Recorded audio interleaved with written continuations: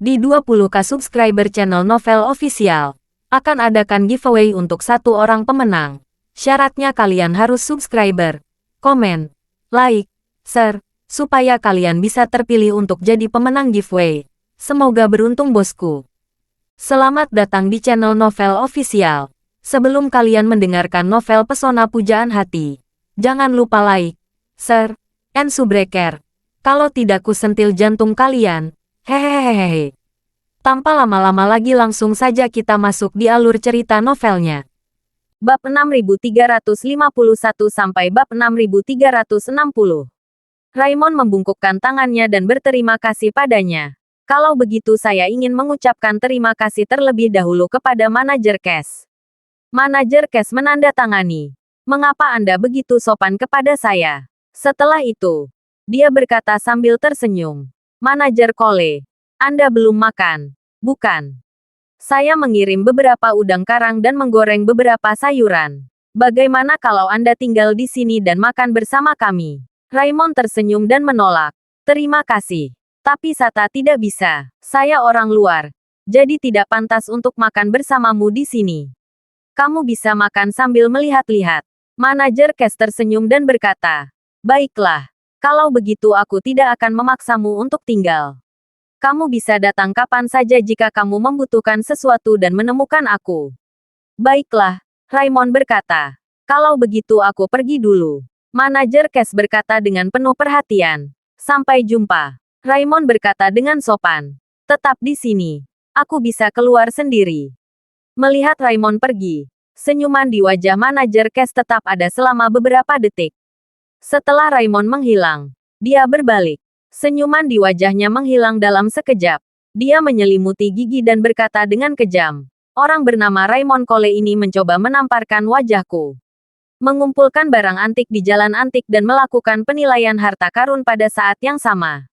Jika dia meniduriku, di mana aku akan meletakkan wajahku? Dia menyuruhku untuk tidak memberitahu Nona Mor. Tetapi jika dia benar-benar membuat namanya terkenal di jalan antik dan menjadi terkenal, Nona Mor mungkin akan mengetahuinya sendiri. Jika Nona Mor dengan senang hati mengundangnya lagi, bukankah akan lebih buruk lagi? Setelah mengatakan itu, dia segera memanggil beberapa orang dan memperingatkan. Ketika Anda kembali malam ini, tolong hubungi saya beberapa orang yang dapat dipercaya. Orang bernama Raymond Cole. Selama bisnisnya terbuka, kalian bergiliran membuat masalah. Selain itu, cobalah untuk mendapatkan beberapa barang palsu yang tidak dapat dilihat orang biasa. Dan lihat apakah Anda dapat menipunya. Jika Anda bisa mendapatkan Raymond Cole, tidak hanya Anda dapat menipu uangnya, dan Anda juga dapat mempermalukannya. Biarkan dia hancur di jalan antik. Salah satu dari mereka merasa sedikit malu dan berkata, manajer, mudah untuk meminta beberapa orang mengganggunya. Tetapi tidak mudah untuk menipu dia dengan barang palsu. Bukan? Orang bermarga Cole ini masih memiliki dua kuas. Saat dia masih di Vintage Deluxe, matanya belum pernah ditindik. Manajer Cash tidak bisa menahan senyumnya dan berkata, sial, sungguh tidak mudah untuk membuat seseorang bernama Raymond Cole menindik matanya. Anda harus menjadi pemalsu terkemuka untuk bisa mengomelnya. Setelah itu, dia menghela napas dengan emosi. Satu-satunya orang dengan kemampuan seperti itu di jalan antik adalah Zachary Evans. Orang ini pasti ahli dalam membuat barang-barang lama. Pria itu mengangguk dan berkata, tidak ada yang mengatakan bahwa Zachary curang.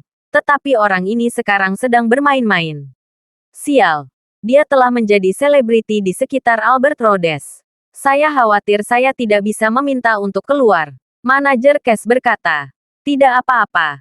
Saya cukup akrab dengan Zachary. Saya akan meneleponnya dan meminta bantuan dalam hal ini. Setelah mengatakan itu, dia segera mengeluarkan ponselnya dan menelepon Zachary. Di masa lalu, Zachary harus mengangguk dan membungkuk di hadapannya dan mengganggu manajer Cash. Tetapi sekarang Zachary telah mencapai puncak. Jadi manajer Cash tidak berani untuk tidak menghormatinya. Begitu panggilan telepon datang, dia segera berkata dengan hormat, Saudara Evans, ini saya, Yorick Cash. Zachary bertanya dan bertanya dengan rasa ingin tahu. Mengapa manajer Cash punya waktu untuk menelepon saya? Sejak Zachary mengikuti Albert, Dia pada dasarnya memutuskan semua kontak dengan orang-orang di Jalan Antik. Saat ini bisnis Albert sibuk setiap hari. Dia sedikit terkejut menerima telepon dari Yorick. Yorick berkata dengan rajin, "Saudara Evans, sejak Anda meninggalkan Jalan Antik, saya telah menantikan kedatangan Anda kembali ketika Anda punya waktu. Saya selalu menyiapkan teh yang enak di sini dan menunggu untuk menghibur Anda." Zakari berkata sambil tersenyum. "Oke, Manajer Cash, kita semua adalah kenalan lama di Jalan Antik. Jika ada yang ingin Anda tanyakan kepada saya, beritahu saya secara langsung. Tidak perlu bertele-tele." Setelah mendengar ini, Yorick tersenyum dengan canggung dan berkata, "Apa? Saya tidak bisa menyembunyikannya dari pertemuan tajam Brother Evans. Saya menelepon Anda karena saya ingin meminta bantuan Anda. Saya ingin melihat apakah Anda dapat membantu saya menemukan beberapa tiruan yang sangat mencolok. Semakin autentik akan semakin baik." Zakari tertawa dan berkata, "Siapa yang kamu coba tipu?" Yorick ragu-ragu dan berkata, "Tidak, tidak. Saya hanya ingin mengumpulkan beberapa. Saya tidak mampu membeli yang asli. Saya hanya ingin membuat beberapa tiruan yang tinggi." Zakari berkata dengan sangat serius, "Yorick, izinkan saya memberi tahu Anda. Saya bekerja dengan Tuan Rhodes. Tuan Rhodes selalu sangat menghormati Nona Mor. Jika Anda berani melakukan apapun di toko Nona Mor, itu akan sia-sia. Jangan salahkan saya karena tidak mengingatkan Anda sebelumnya." Yorick berkata dengan tergesa-gesa, "Oh Saudara Evans, Anda benar-benar salah paham. Meskipun saya, Yorick, tidak mampu, saya di Vintage Deluxe bekerja dengan sangat tulus. Bagaimana saya bisa melakukan sesuatu yang akan merugikan Vintage Deluxe? Ini masalah kepentingan Nona Mor." Setelah mengatakan itu, Yorick tidak berani merahasiakannya lagi, dan berkata dengan cepat, "Saudara Evans, izinkan saya memberi tahu Anda sebenarnya. Saya meminta Anda untuk menemukan sesuatu karena saya bermaksud menipu Raymond dari Vintage Deluxe. Orang ini telah lama hilang, dan hari ini dia tiba-tiba kembali ke Jalan Antik. Dia juga mengatakan ingin membuka toko dan berbisnis. Sejujurnya, saudara, aku benar-benar tidak ingin dia berkeliaran di depan tokoku. Aku ingin mengeluarkannya dari sini sesegera mungkin demi ketenangan dan ketenangan Raymond." Zakari tertegun pada dirinya sendiri. Dia tentu saja memiliki ingatan yang mendalam tentang Raymond. Dia tahu bahwa Raymond memang memiliki dua keterampilan. Tetapi ketika dia memikirkan Raymond, yang terlintas di benaknya bukanlah kemampuan pribadi Raymond, tetapi Raymond telah menamparkan Jacob, ayah mertua Tuan Wade. Berdasarkan pemahaman Zakari terhadap Jacob, Jacob pasti masih membenci Raymond di dalam hatinya. Jika dia benar-benar diberi kesempatan untuk membalasnya, mungkin Jacob akan memiliki kesan yang lebih baik terhadapnya. Bagaimanapun, dia adalah ayah mertua Tuan Wade. Pasti akan bermanfaat jika menemukan peluang untuk membangun koneksi. Memikirkan hal ini, Zakari segera berkata, "Karena kamu mengatakan yang sebenarnya, aku harus memberi wajah ini. Aku sudah lama tidak menyukai Raymond. Jadi, awasi Raymond dulu untuk melihat kapan dia akan membuka toko. Beritahu saya kapan dia membuka toko, dan saya akan menemuinya secara langsung." Saat ini, di Villa Elite Thompson, sebuah keluarga yang beranggotakan 4 orang benar-benar menikmati makan malam keluarga yang mewah untuk pertama kalinya. Charlie dan Claire tidak pernah berdiskusi. Sedangkan Jacob dan Elaine sering kali saling mengejek dan bertukar kata dingin di meja makan. Hal ini membuat suasana di meja makan selalu tegang dan canggung. Namun kali ini keduanya tidak berdebat setengah kata pun dari awal hingga akhir. Yang lebih penting, mereka tidak lagi saling membenci. Dan suasana terasa cukup harmonis. Elaine juga mengubah gaya masa lalunya yang mendominasi dan sombong. Dia bahkan membawakan makanan untuk Jacob di meja makan. Memintanya makan ini dan mencobanya. Benar-benar ciuman seperti istri yang baik dan ibu yang penuh kasih. Sedangkan Jacob, biasanya dia selalu meremehkan Elaine dengan berbagai cara di masa lalu. Dan dia akan selalu meratapi di dalam hatinya bahwa dia terkenal sepanjang hidupnya. Tapi sayang sekali orang baik tidak memiliki istri yang baik. Namun kini dia sudah benar-benar pasrah dengan nasibnya. Dengan burung seperti dia, wajar jika Matilda meremehkannya. Sedangkan Elaine masih bisa mengikutinya dengan sepenuh hati. Dan itu sudah cukup bagus. Oleh karena itu, Sorot matanya saat memandang Elaine tidak lagi mengandung rasa jijik dan kesal yang tidak bisa dia sembunyikan di masa lalu. Melainkan sudah sedikit lebih lembut dan menyentuh. Saat makan malam, Elaine yang akrab dengan kebiasaan Jacob berkata sebelum Jacob bangun. Claire, bantu ibu membersihkan dapur sebentar. Ibu akan membuatkan sepoci teh untuk ayahmu. Ayahmu suka minum teh setelah makan malam. Claire terkejut. Lalu berkata dengan cepat. Oke, baiklah, Bu. Kamu tidak perlu mengurus meja makan. Aku saja yang membersihkannya. Jacob, yang sedang duduk di kursi untuk makan, mengagumi Elaine secara pribadi akan membuatkan untuk dirinya sendiri. Bagaimana ini bisa menjadi perawatan yang pantas dia dapatkan? Jadi, dia segera berdiri dan berkata, sayang, berhentilah bekerja sendiri terlalu keras. Aku akan membuatnya nanti. Elaine mau tidak mau berkata, kamu baru saja selesai makan. Duduklah sebentar sebelum kamu bangun. Aku akan membuatkan teh untukmu dan membawanya ke meja kopi di ruang tamu. Setelah mengatakan itu, Elaine keluar dari dapur. Jacob menunduk dan hampir menangis. Dia menatap Charlie dengan tidak percaya. Lalu melirik Elaine yang sedang berjalan keluar dapur. Ekspresinya mungkin bertanya pada Charlie apakah dia sedang bermimpi. Charlie juga takjub dengan apa yang dilihatnya. Sepertinya ibu mertuanya benar-benar mengubah jenis kelaminnya. Sambil menghela napas, ia segera berdiri dan membantu istrinya membereskan meja makan. Claire buru-buru berkata, suamiku, ibu tidak akan membiarkan ayah melakukan pekerjaan apapun. Jadi jangan menjangkau. Duduk saja dan istirahat sebentar. Dan aku akan mengurusnya. Charlie tersenyum dan berkata, bagaimana aku bisa duduk saja dan melihatmu bekerja? Jacob di samping mendapatkan kembali ketenangannya dan tidak bisa menahan diri untuk tidak menghela nafas. Orang mengatakan bahwa semuanya sejahtera ketika keluarga sejahtera. Dan semuanya sejahtera bila keluarga harmonis. Tadinya dia tidak mengerti atau merasakannya. Tapi sekarang benar-benar merasakannya. Mengerti. Enaknya punya rumah tangga yang harmonis. Tidak ada konflik. Tidak ada cekcok. Tidak ada gangguan internal. Dan rasa penyegaran standar. Suasana kekeluargaan seperti ini akan membuat orang-orang menamparkan mulut mereka di luar. Tetapi ketika mereka kembali ke rumah, semua orang sangat senang sehingga mereka tidak bisa berhenti berbicara lebar-lebar. Ketika Claire melihat Elaine keluar, dia berbisik dengan wajah serius. Ayah, terima kasih kepada Charlie karena telah memuluskan segalanya hari ini.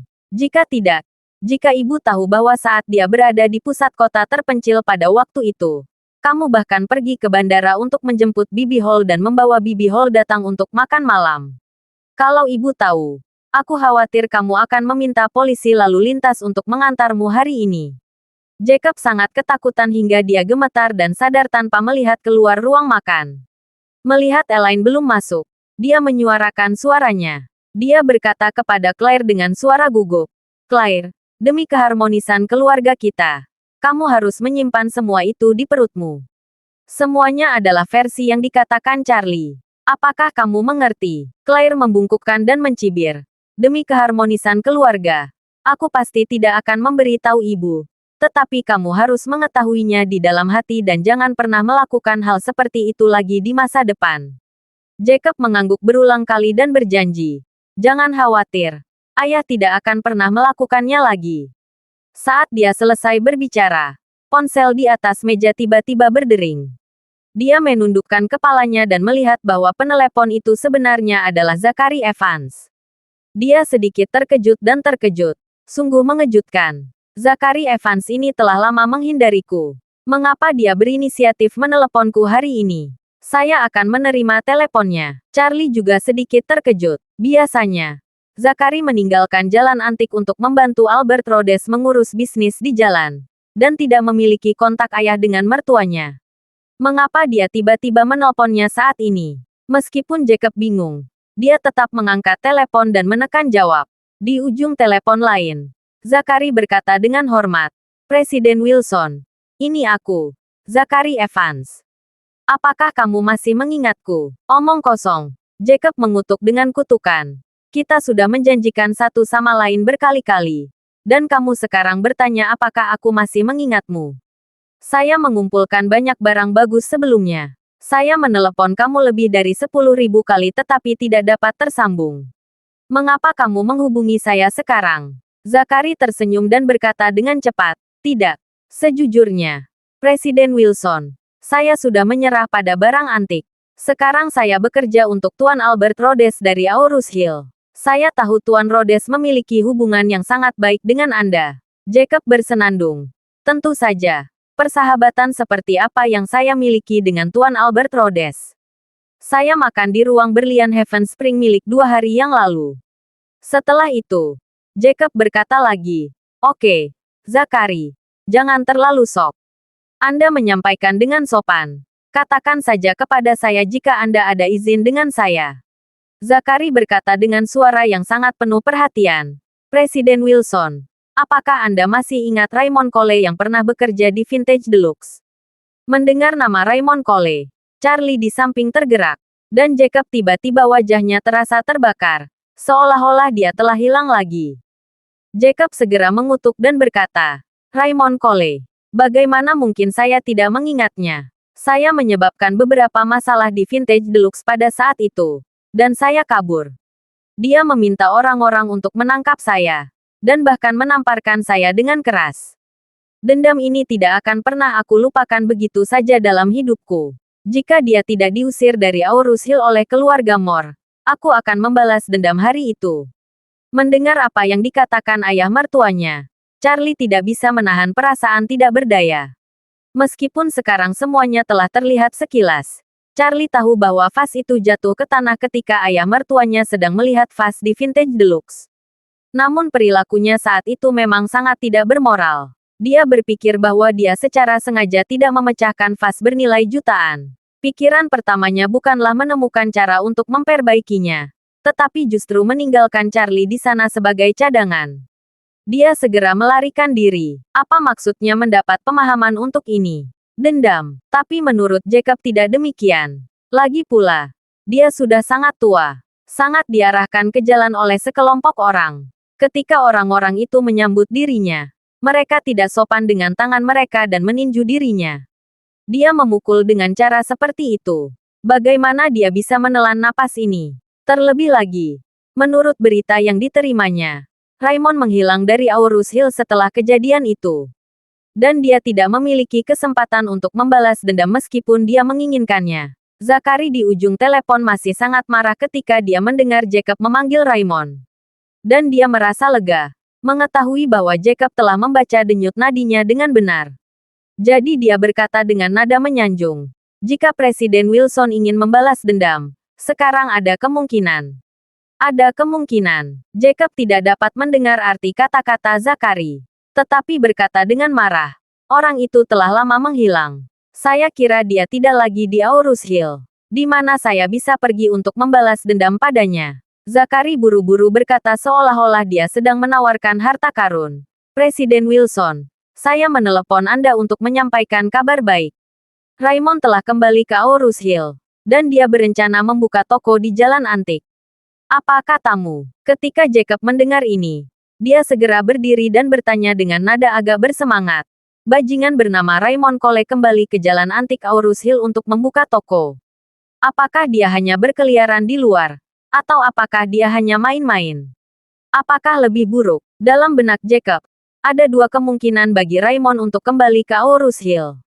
Salah satunya adalah dia sangat hebat di luar, kaya dan berkuasa, dan kembali ke Aurus Hill untuk membuka toko. Untuk mendapatkan kembali bantuan Vintage Deluxe. Yang kedua adalah kebalikannya. Artinya, dia tidak bisa lagi bertahan hidup di luar. Dan tidak punya pilihan selain kembali ke Aurus Hill untuk mengemis makanan. Jika yang pertama, maka tidak ada harapan untuk membalas dendam. Tetapi jika yang kedua, maka ada peluang untuk membalas dendam. Zakari menjawab, Presiden Wilson, sejujurnya, saya belum pernah bertemu langsung dengan Raymond Cole. Tetapi menilai dari berita yang saya terima, dia seharusnya tidak baik-baik saja di luar. Dia ingin nongkrong di Jalan Antik ketika dia kembali kali ini. Melakukan bisnis kecil-kecilan. Sepertinya dia belum menjadi orang besar di luar. Jacob tertawa bahak. Haha, menurutku bajingan ini sangat menderita di luar dan tidak punya jalan keluar lain. Jadi dia tenang kembali ke Aurus Hill dengan wajah dan mencari pekerjaan. Ini benar-benar visi Tuhan, Zachary berkata sambil tersenyum. Presiden Wilson, jika Anda ingin mencari kesempatan untuk membalas dendam di wajahnya, saya dapat menemukannya. Jacob segera berkata, bagus sekali. Bukankah kamu bekerja untuk Tuan Rhodes? Besok, bawalah beberapa anak laki-laki. Temukan dia, dan pukul dia dengan baik. Zachary berkata dengan heran. Presiden Wilson, hal semacam ini, bukankah itu terlalu tidak diaktifkan? Jacob berseru. Bukankah itu juga tidak terampil ketika dia memukulku? Zachary dengan cepat menjelaskan. Presiden Wilson, bukan itu yang saya maksud. Saya hanya berpikir karena dia telah menyinggung Anda. Maka jika kami ingin menghukumnya, kami akan menghukumnya dengan berat. Paling tidak, kita harus membuatnya kehilangan muka di Aurus Hill. Sampai dia tidak dapat bertahan hidup. Dan keluar dari rumah. Ketika dia tidak bisa bertahan dan ingin pergi, aku akan menunjukkan lagi. Jika ada yang memukulinya, itu disebut memukuli anjing yang tenggelam. Hanya dengan cara ini kamu bisa menghilangkan kebencian di hatimu. Bukankah begitu? Jacob sangat gembira dan segera berkata, masuk akal. Apa yang kamu katakan masuk akal? Zachary berkata, jika Anda tidak setuju, Presiden Wilson, maka saya akan mulai melakukan ini. Oke, Jacob berkata tanpa ragu-ragu. Saya akan melakukan apa yang Anda katakan. Zachary tersenyum dan berkata, baiklah, Presiden Wilson, tunggu kabar baik saya. Jacob berkata, saya tidak bisa menunggu lebih lama lagi. Jika ada situasi apapun, sinkronkan dengan saya sesegera mungkin. Oke, Zachary berkata, saya akan memikirkan bagaimana memulainya. Dan saya akan melaporkan kepada Anda segera setelah saya mengetahui sebuah rencana. Oke, saya akan menunggu kabar baik darimu. Jacob berkata. Dia menutup telepon Zachary dengan puas. Pada saat ini, Charlie tidak bisa menahan kutukan di dalam hatinya. Bajingan Zachary ini sangat cerdik sehingga dia bahkan ingat membalas dendam ayah mertuanya pada Raymond. Terlebih lagi, Raymond baru saja tiba di Aurus Hill hari ini dan dia telah menerima kabar tersebut. Efisiensinya sangat cepat, luar biasa. Hanya saja Zachary tidak mengetahui hubungan dirinya dengan Raymond bahkan jika dia memukulinya sampai mati. Jika tidak, bahkan jika dia memiliki 100 keberanian, dia tidak akan berani berpikir untuk menimbulkan masalah bagi Raymond. Pada saat ini, Claire di samping berhenti mengumpulkan piring dan berkata kepada Jacob dengan jujur, ayah, kamu menyebabkan masalah besar di Vintage Deluxe, memecahkan vas untuk jutaan. Dan lagi pula, kamu kabur begitu saja. Jika aku adalah manajer di sana, aku mungkin tidak akan bisa mengendalikan diriku sendiri dan aku akan memukulmu juga. Jacob berkata, urusanku sedang melarikan diri. Tapi dia tidak bisa memukulku. Tidak pantas dia memukulku. Claire menggelengkan kepalanya tak berdaya dan berkata dengan serius. Ayah, jangan biarkan Zachary mencari masalah dengan orang lain. Kita tidak bisa melakukan hal yang mengarahkan seperti itu. Jacob berkata dengan tidak sabar. Oh, ayah tahu apa yang harus dilakukan. Kamu tidak perlu khawatir tentang itu. Charlie, yang diam selama ini, memiliki banyak pemikiran di pemikirannya. Ia tak ingin melihat Raymond, sosok heroik yang lebih memilih mempertaruhkan nyawanya demi mendapatkan rumah persegi dari keluarga Rothschild, masih diintimidasi di tempat busuk seperti jalan antik Aurus Hill. Oleh karena itu, pikiran pertamanya adalah menelepon Albert. Dia bertanya sambil mengawasi jalan antik tersebut. Siapapun yang berani menimbulkan masalah bagi Raymond akan dibunuh dalam buayannya sesegera mungkin.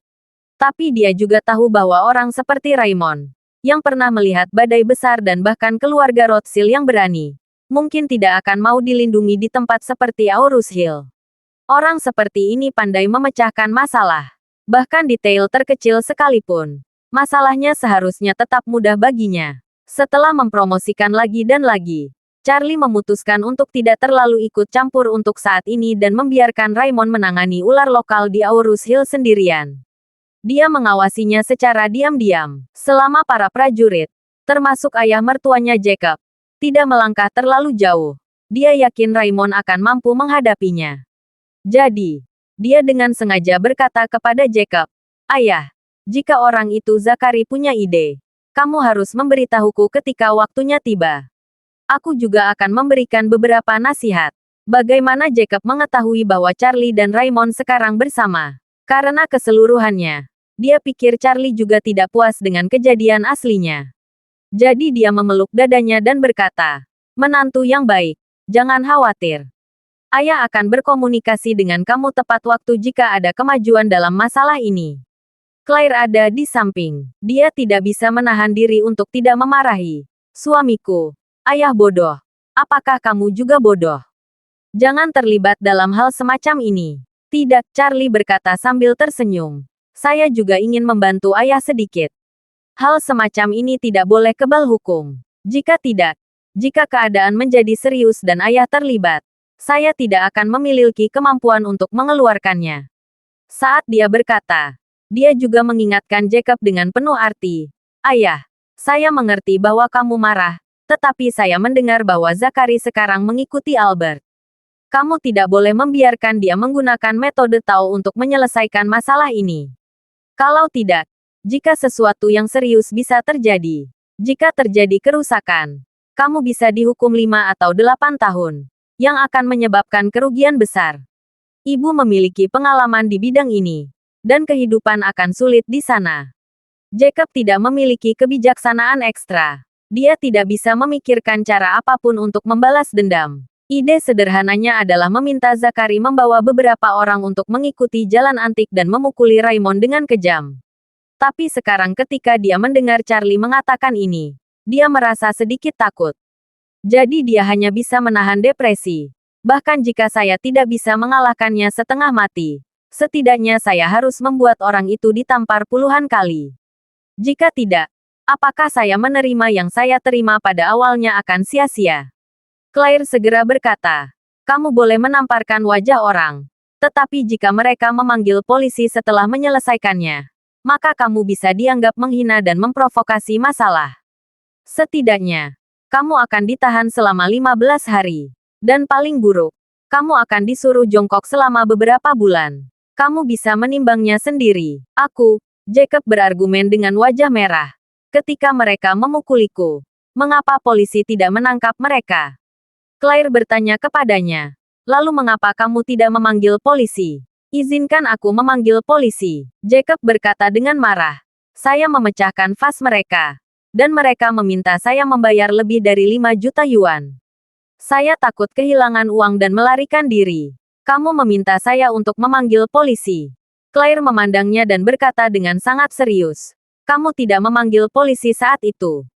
Itu karena kamu tahu bahwa kamu salah dan mereka tidak perlu disalahkan. Kalau kamu memukuli mereka sekarang, mengapa mereka tidak memanggil polisi?" Jacob terdiam beberapa saat dan hanya bisa melihat ke arah Charlie. Dia berkata dengan penuh harap, "Menantu yang baik, kamu menunjukkan Feng Shui kepada orang-orang kaya dan berkuasa dimanapun. Jadi koneksi kamu pasti sangat kuat.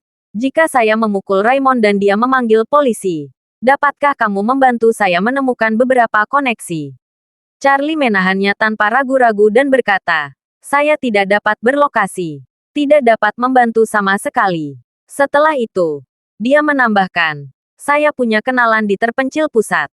Jika kamu masuk, saya dapat menemukan seseorang untuk menjaga kamu." Jacob menghela napas dengan sedih. Dia selalu pemalu. Tetapi dia tidak berani bertindak seperti kuda. Seperti Elaine, dia mengalami penyiksaan di pusat terpencil. Namun, dia mendapatkan kembali ketenangannya setelah beberapa saat.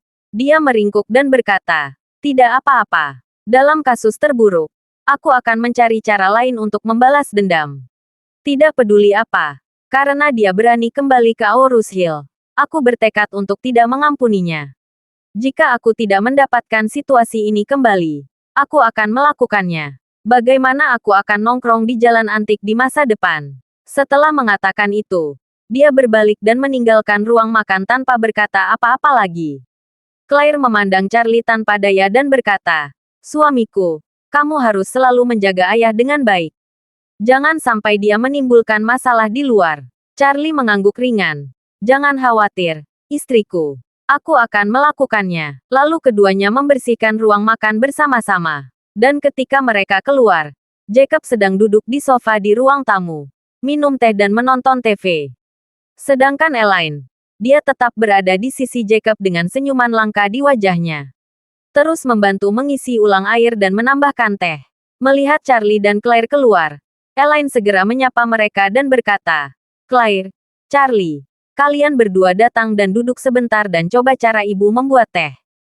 Keduanya saling memandang lalu duduk di sofa. Sambil menuangkan teh untuk mereka berdua, Elaine berkata kepada Claire sambil tersenyum. "Ngomong-ngomong, Claire, ibu terlalu sibuk marah pada ayahmu sampai dia lupa bertanya padamu. Apakah kamu akan kembali ke Amerika Serikat untuk membantu Nona Fox lagi? Berapa banyak yang dia berikan padamu?" Claire berkata dengan sedikit tidak wajar. "Nona Fox memberiku 2 juta. Hanya 2 juta. Elaine langsung kecewa dan berkata dengan marah. "Oke, menantuku bisa menghasilkan puluhan atau bahkan jutaan untuk menunjukkan Feng Shui kepada seseorang. Berapa lama kamu pergi membantu dan bekerja begitu lama? Dan dia hanya memberi 2 juta. Itu terlalu pelit." Claire, dia berkata dengan canggung. "Ini 2 juta dolar AS. Apa? Dolar AS?" Elaine tiba-tiba berseru. "Berapa 2 juta dolar AS? Berapa nilai tukar hari ini?" Jacob di samping dengan cepat mengangkat ponselnya untuk memeriksa. Setelah memeriksa, dia berseru. "Nilai tukar hari ini adalah 7,2 yuan. Wow, Elaine berkata dengan penuh semangat. "Jadi, 2 juta dolar AS. Itu lebih dari 14 juta yuan. Sayangku, oh, lebih dari 10 juta. Keluarga kita menjadi kaya." Claire buru-buru berkata. "Saya tidak mengira Nona Fox akan memberi begitu banyak. Dia meminta saya untuk mengajukan kartu di JP Morgan di Amerika Serikat dan mengatakan itu gaji normal dan subsidi. Saya tidak mengira akan menerima 2 juta dolar dari Fox Group sebelum saya naik pesawat. Dia bilang itu hasil kerja keras saya. Tapi saya tidak melakukan banyak pekerjaan. Jadi bagaimana saya bisa menerima uang sebanyak itu? Jadi sepanjang perjalanan ke sini saya memikirkan bagaimana cara mengembalikan sebagian uang itu kepadanya." Elaine buru-buru berkata, "Gadisku sayang, apakah kamu bodoh? Apakah kamu bodoh? Karena mereka telah memberikannya kepadamu. Kamu dapat memahami dengan tenang. Apa gunanya mengingatnya kepada orang lain? Bukankah ini sama dengan melengkungkan wajah mereka?" Claire mengerutkan kening dan berkata, "Bu, apa yang kamu katakan terlalu menjijikkan. Apakah ini hal yang sama?" "Tentu saja itu hal yang sama." Elaine berkata dengan jujur. "Orang-orang kaya peduli dengan wajah mereka. Kalau kamu tidak menginginkan uang, maka kamu tidak memberi mereka muka. Bukankah itu seperti meludahi wajah seseorang?" Setelah mengatakan itu, dia dengan cepat menghibur dan berkata, "Gadis baik. Adil ambil uang ini dengan mantap. Puluhan juta dolar. Jangan bodoh. Tahu." Claire berkata terus terang. "Tapi, saya tidak banyak membantu mereka ketika saya pergi ke Amerika Serikat. Dan proyeknya tidak mengalami kemajuan yang lancar. Masih ada pertengkaran. Mungkin semua investasi Nona Fox sebelumnya akan hilang. Bagaimana saya bisa mendapatkan begitu banyak uang dari orang lain? Uang ini terlalu panas untuk disimpan." "Hei," Elaine mengerutkan bibirnya dan berkata, "Untuk pertama kalinya aku mendengar seseorang berkata bahwa uang masih panas. Kalau itu aku. Jangankan 2 juta dolar AS. Meskipun itu adalah 2 batangan emas panas. Aku tidak akan pernah memasukkannya ke dalam sakuku. Ini terlalu panas." Setelah mengatakan itu, dia buru-buru menambahkan, "Kalau kamu merasa terlalu panas, tolong berikan kepada ibu. Ibu akan menyimpanmu. Saat kamu dan Charlie punya anak di masa depan, aku akan menyimpannya untuk cucuku untuk kuliah." Charlie geli ketika mendengar ini. Apakah dia akan menyimpannya untuk cucunya untuk kuliah? Hanya Elaine yang bisa mengatakan ini. Jika 2 juta dolar AS benar-benar diberikan kepadanya, dia mungkin akan menghabiskan semuanya sebelum anaknya lahir. Claire juga tahu bahwa ibunya sama sekali tidak bisa diandalkan dalam hal uang. Jadi dia berkata, "Bu, biarkan aku saja yang memikirkan masalah ini. Pemikiranku saat ini adalah jika proyek ini menjadi lebih cerah di masa depan, aku akan menggunakan uang ini. Saya tidak akan mengembalikannya kepada Nona Fox, selama dia masih ikut berpartisipasi. Saya akan mengikuti proyek ini sampai akhir. Tetapi jika proyek ini tidak dapat dilanjutkan, maka saya akan mengembalikan setidaknya setengahnya kepadanya. Elaine berkata dengan cepat. Paling banyak, setengahnya akan dikembalikan. Bagaimana kalau kamu mentransfer 1 juta dolar AS kepada ibu dulu? Aku akan pergi ke bank untuk membeli deposito berjangka. Claire berkata. Jika saya menyimpan 2 juta dolar AS, saya ingin menggunakannya untuk mengembangkan perusahaan. Sekarang saya melakukannya. Masa muda adalah saat yang tepat untuk bekerja keras dalam karir. Pasti lebih berarti menginvestasikan uang di perusahaan daripada menyimpannya di bank. Elaine sedikit tidak puas. Lagi pula, kamu tidak percaya ibu. Claire tidak berdaya, berkata. Bu, bukan karena saya tidak mempercayaimu. Tapi aku benar-benar memiliki rencana sendiri untuk uang ini. Ketika saya pergi ke Amerika Serikat kali ini, saya menemukan bahwa banyak perusahaan desain mengambil jalan untuk bertahan dan berjuang keras. Dan mereka berusaha mencari cara untuk berpartisipasi dalam berbagai kompetisi. Saya memiliki kesempatan untuk memenangkan penghargaan. Di sisi lain, saya akan berusaha sebaik mungkin untuk mengambil proyek-proyek besar untuk meningkatkan visibilitas saya. Arah pengembangannya sama dengan perusahaan periklanan 4A tersebut. Saya juga ingin meningkatkan skala perusahaan. Sementara memperluas staf, saya juga akan merekrut beberapa orang dengan gaji tinggi yang terkenal di negara ini. Seorang desainer terkenal. Dalam hal ini, mungkin saya dapat mengambil beberapa proyek real estate yang lebih besar. Uang ini hanyalah tahap pertama modal awal. Setelah itu, dia memandang Elaine dan berkata, jika kamu membutuhkan uang, saya dapat memberi kamu 50.000 dolar AS, dan memperlakukannya sebagai bakti saya kepada kamu. Kamu tidak perlu menyimpannya untukku. Itu sepenuhnya terserah kamu dan aku tidak akan ikut campur. Bolehkah? Ketika Elaine mendengar bahwa dia akan diberi 50.000 dolar AS, dia langsung tersenyum dan berkata, oke. Menurutku tidak apa-apa. Putriku luar biasa dan memiliki ambisi karir yang kuat. Jika kamu benar-benar ingin membangun merek bisnis desain yang terkenal, termasuk keluarga kita akan menjadi lebih kuat. Saat dia berbicara, dia tidak bisa menahan diri untuk berpikir. Menantu laki-laki saya adalah ahli Feng Shui yang terkenal, dan putri saya adalah seorang desainer terkenal. Keluarga ini seperti memiliki 2 mesin pencetak uang, menghasilkan uang tanpa akhir. Jacob tidak mengira Elaine akan mendapat 50.000 dolar AS hanya dengan mengucapkan beberapa patah kata. Dia tidak bisa menahan batuk 2 kali dan berkata, itu, gadis, kamu sangat kuat sekarang. Dan ayah sangat senang. Saya tidak tahu apakah kamu bisa berbagi kesuksesan dengan ayah. Claire mengangguk. Baiklah, ayah. Aku akan memberimu 50.000 dolar AS juga. Jacob tersenyum dan berkata dengan gembira. Kalau begitu aku akan berterima kasih kepada putriku sebelumnya.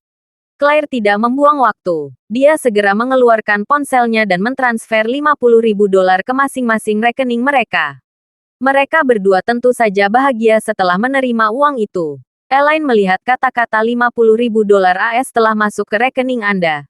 Dan tidak bisa menahan napas.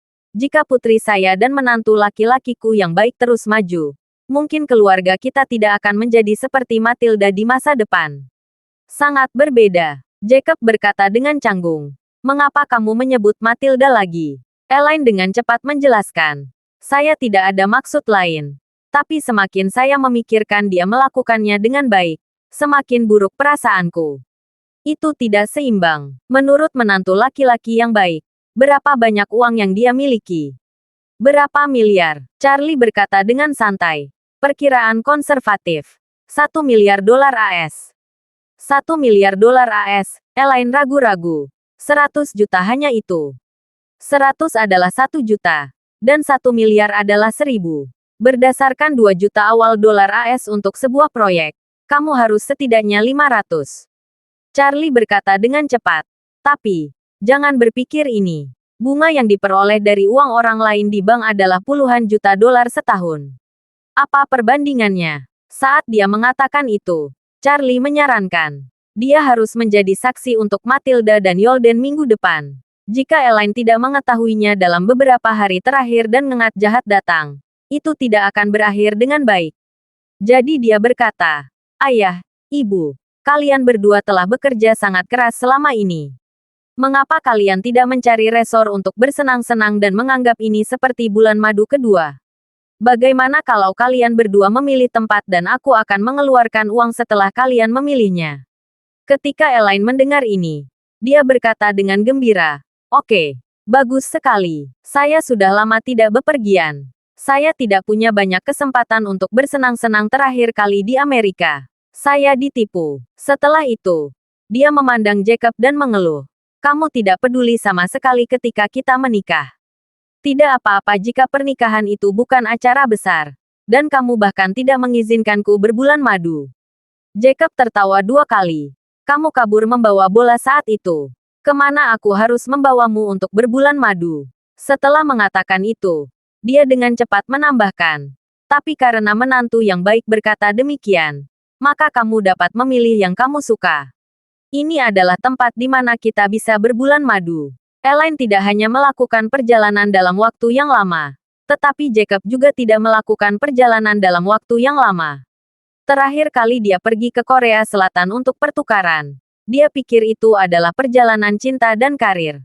Tanpa diduga, dia begitu tertekan oleh lingkaran cahaya Yolden sehingga tidak bisa membuka mata. Dia bahkan kehilangan cintanya di Korea Selatan. Jadi perjalanan itu sangat sulit baginya. Sama sekali tidak ada hal yang membahagiakan. Selain itu, berita baru-baru ini bahwa Matilda akan menikah membuat dirinya sangat tidak bahagia. Bisa keluar untuk bersenang-senang jelas merupakan kesempatan bagus untuk bersantai dan mengubah suasana hati. Terlebih lagi, Charlie menghabiskan uang tanpa harus membayar sepeser pun. Ketika Elaine mendengar apa yang dikatakan Jacob, dia secara alami menambahkannya. Dia bertanya kepada Jacob, "Di mana yang paling menyenangkan?" Jacob berpikir dan bertanya ragu-ragu. "Eropa. Atau resor seperti Maladewa atau Mauritius." Elaine tiba-tiba memikirkan sesuatu dan berseru, "Apakah Matilda juga akan berbulan madu setelah menikah? Kemana mereka akan pergi?" Jacob berkata dengan canggung, "Kalau begitu aku tidak tahu harus pergi kemana." Elaine berpikir untuk beberapa saat dan berseru, "Seorang wanita seperti Matilda, yang suka berpura-pura menjadi artistik, kemungkinan besar akan menemukan pulau tropis yang indah untuk menikmati pemandangan alam. Saya tidak ingin bertemu dengannya. Saat mereka tinggal di kamar presidensial, mereka akan ada di mana-mana. Jet pribadi. Aku khawatir aku akan sangat marah sampai mati di luar negeri." Jacob berkata tanpa sadar, "Dunia ini begitu besar. Bagaimana kita bisa bertemu mereka secara kebetulan?" Elaine berkata dengan serius, "Selama orang dengan energi seperti ini bisa bangun, minum air dingin bisa menyumbat gigi, dan kentut bisa mengeluarkan kotoran." Saat dia berkata, dia punya ide dan berkata dengan penuh semangat, "Aku bersumpah. Ayo pergi ke tempat yang vulgar. Selama itu cukup vulgar, pasti aku tidak akan bertemu Matilda." Jacob bertanya kepadanya, "Di mana tempat yang lebih vulgar?" "Sinma, Thailand." Elaine berkata, "Pada umur berapa kamu masih pergi ke Sinma, Thailand? Boleh saja menjadi vulgar, tapi kamu tidak boleh vulgar. Kamu harus kaya dan vulgar." Setelah itu, dia berkata dengan nada tegas, "Jika kita ingin pergi, ayo pergi ke Dubai. Di tempat seperti ini di mana orang menghabiskan banyak uang dan hidup mewah, Matilda bahkan tidak akan pergi ke sana untuk berbulan madu. Itu tempat yang bagus untuk berbelanja. Belanja dan belanja uang. Apa tujuannya memberikan dolar ini kepada putriku? Bukankah hanya untuk berbelanja di luar negeri?" "Hei," Jacob mengacungkan jempol. "Aku benar-benar memilikinya untukmu. Kalau begitu pergilah ke Dubai." Elaine menatap Charlie lagi dan bertanya kepadanya, "Menantu yang baik, apa pendapatmu tentang Dubai?" Charlie mengangguk. "Saya pikir tidak apa-apa. Kalau begitu ayo pesan Dubai." Elaine berseru sambil ada petunjuk dalam kata-katanya. "Menantu yang baik, apa pendapatmu tentang Dubai? Hanya saja konsumsi di Dubai tidak rendah." Charlie mengulurkan tangannya dan berkata dengan riang, "Tapi, jangan khawatir. Aku akan mengurusnya. Bukankah Claire memberi 50.000 dolar AS? Aku juga akan memberi 50.000 dolar AS." Terima kasih sudah mendengarkan cerita novel Pesona Pujaan Hati. Sampai jumpa di novel selanjutnya.